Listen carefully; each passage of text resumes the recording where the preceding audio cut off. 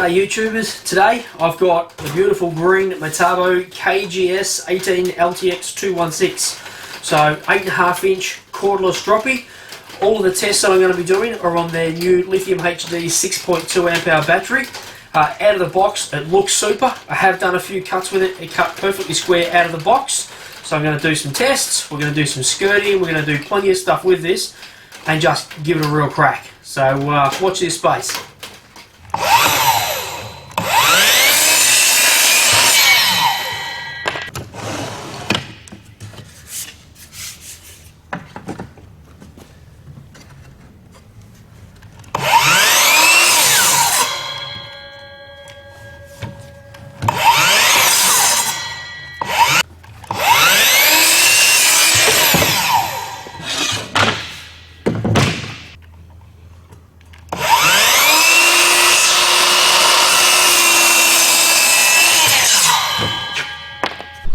Yep.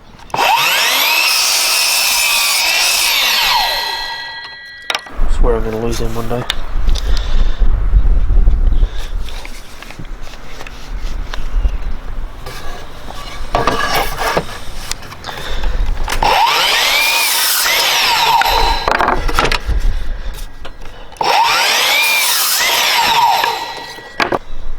Yep.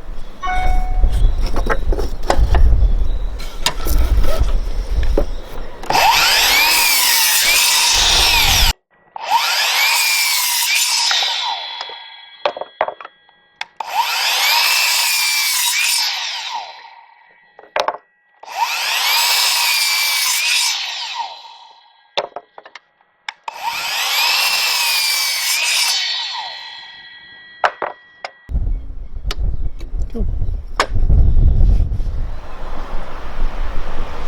So the first thing you'll notice, guys, with this Metabo saw is that anything red on it actually has a function. So we've got the little red knobs here.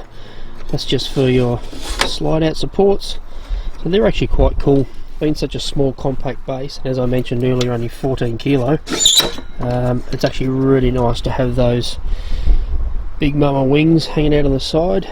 And here's a little bracket on the right, so you slide your piece of timber along, slide that in just as a docking piece. I'd really like to see that on the left hand side as well. Having it just on the right hand side sort of tells me you set it up for the right handers, because you slide your timber across from the left and cutting it with your right. But anyway, it's a pretty cool feature. There's your blade lock there. Down here to flick it left and right, simply just push it down and it clicks into a positive lock. So push it down as you're sliding it, it'll actually click in really well there, so you have no issues. Big battery on the back there, the lithium HD, really cool. Just want to sort of show you here with the safety for a right hander. You've got to press that and then pull the trigger, not a big issue. When you're a left hander, like all the smart people like me, when you pop that down, you'll actually find your hand will naturally fit in there. As you depress that safety, it ends up just being your two external fingers that take a lot of the pressure. Now I've used it for a couple of months. It's not a massive issue, but it is something that left-handers will have to get used to. It feels like it's annoying, and it was going to be a negative point for me for this saw, but having used it for a couple of months, it's actually not that big an issue. But it is something that left-handers will have to get used to. So just here, that's your little light button, quite an effective light. Daylight's not going to show it up much now, but it's quite an effective light there, and that's your laser there. So I actually used it quite a bit inside the stadium. It was quite handy to have. Now here's your little trenching guide assembly. I really like this. It's very, very simple. It's simply pull it forward and it'll drop down.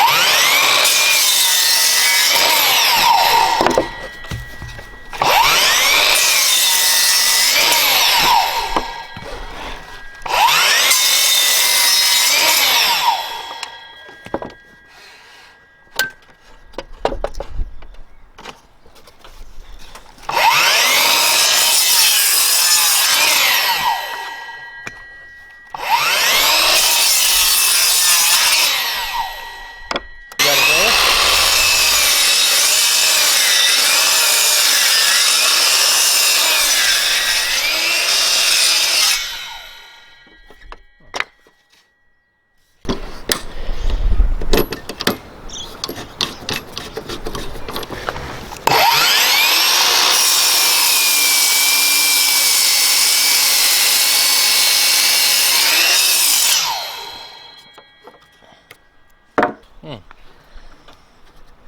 it is a brand new blade, but that's a nice cut.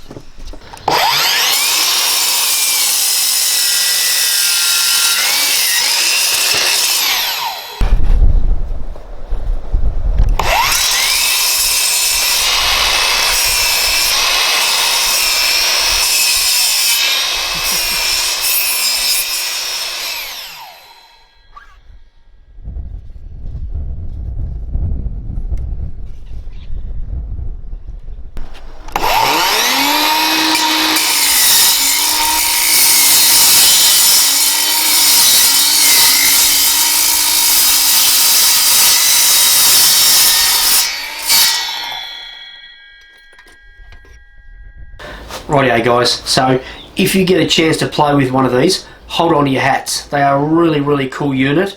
I'm super impressed. I will put my hand up now and just say this is the first cordless saw that I've used. I've always been 240 volt and obviously 10 inch or big 12 inch units. So this is the first time, but really impressed. 65mm depth of cut for a straight cut. If you have it on a compound 45-degree cut, then you get 36mm, which I think is pretty cool. You've also got 300mm straight cut out if it's just a standard cut, and then if you have it on a 45-degree left or right, you get 205mm, which covers you for your 190/45 or 190/35. So I think that's more than reasonable for an 8.5-inch saw. I think that's actually super. Now we did skirts and the arcs and all different manner of stuff which you would have seen in the footage. Now we all know that it does skirting, and a saw this size is going to do skirting, but if we didn't include it, I think it'd be silly, because there's little things that you find out as you do those simple jobs, so to speak. I'm surprised at the bigger stuff, to be honest. We had some 190/45 without an issue, not ever a problem. Some big lintels. We actually did some aluminium. I don't have the piece here. Oh, here we go. You'd see a little bit of footage. That was just me mucking around with a little bit of footage, but I happened to have a couple of kitchen installation guys here, and they were also doing the toilet cubicles. For some reason they didn't bring a saw to cut it, so they said, look, can we cut some of the extrusion? Now that extrusion, it's actually really considerable size extrusion there, and it cut it perfect. They had no problems whatsoever, so I was really impressed with that. I'm not pitching this as an aluminium saw, it was just a timber blade, but worked a treat, so I'm happy about that. This saw, I think, is a fixer's saw for doing your housing fix-outs, that sort of stuff, and your handyman type jobs, or your odd jobs person. I'm not sure I could possibly pitch this as a framer's saw, but it'll work as a second saw for a framer, not a problem. A framer's going to dock 100, 200, 300 studs, couple of hundred noggins, that sort of thing. But this will do that, as we well know, because it'll do the bigger stuff. But I couldn't honestly say that this is going to be a framer's saw all day, every day. Once Metabo hit a 10 or a 12 inch with a 240 volt backup, I think absolutely. What I wanted to show you is this clamp. I'll just do a bit of a close-up. People talk about clamps and don't really think much about them. I honestly don't rate clamps usually either, but this thing's got the quick release. So instead of sitting there forever screwing it up or screwing it down, such a simple thing, press a button and you're up or you're down. I really like that. I think safety-wise, having a clamp is really important, especially if you're actually going to be doing extrusions and that sort of thing. But people don't use clamps because you're sitting there forever winding the stupid things up and down. I think that changes the game. I've only seen one or two other companies do it, and it's just not a regular thing. I think people cheap out on the clamp for the sake of maybe 50 cents, if that. I think this changes the whole clamp situation. Now, when I say we use this for a couple of months, we've been building basketball stadium, all sorts of different stuff on site here. I've been working with an old Curter, Chippy, and he's a bit old school, but the first thing that he said, he knows his tools, the first thing that he said was with the skirting, because it doesn't compound both ways, he said for him, it'd get too frustrating, he probably wouldn't use this saw, because you can drop the compound one way and do your skirting, but to do it the opposite, you'd actually have to flip the skirting upside down. So it frustrated him, and actually a couple of times it did slow us down or impede the job a little bit, because you sort of go, okay, reverse that, versus just being able to flick the paddle at the back and drop it the other side to 35 or whatever you were doing. So that's the only negative that I would say there. And I did mention the trigger also, but after having had it for a couple of months, I actually don't see that as a negative. It's a finicky little thing you have to get used to, and you have to change your brain. I'm not even used to having a safety on a drop saw, to be honest, as in having to push it in to pull the trigger. Now, my first comment was to Dwayne, I'm not even sure why would you bother with that. His comment was, well, I think if you got a 3 or 5 year old kid or someone who doesn't know what they're doing, and they just go and pull the trigger on a battery saw that's ready to go, maybe you change your mind. So happy to concede that. Again, it's just a bit about changing our idea of more and more safety things coming in, and people like myself and plenty of others not used to those particular safety things. So just a little bit of a change there. My 12-inch 240 volt unit has basically been put away for these 2 months. I hardly use the thing at all. I've just been using this for everything, and I'm really impressed. So please check it out. I'd love for you to go and check out Metabo's website and see where the distributors are. Go and check it out. If you like the idea of one, ask the shop to put a battery in it just so you can at least hear it, or even better, find a trade show or a trade night where you can actually use the thing. You'll be pleasantly surprised, guys. So go and check it out. Metabo's brought out an absolute belter. I really hope that they do a 10 or a 12 inch, because I'd love to see that one going around. That'd be really cool.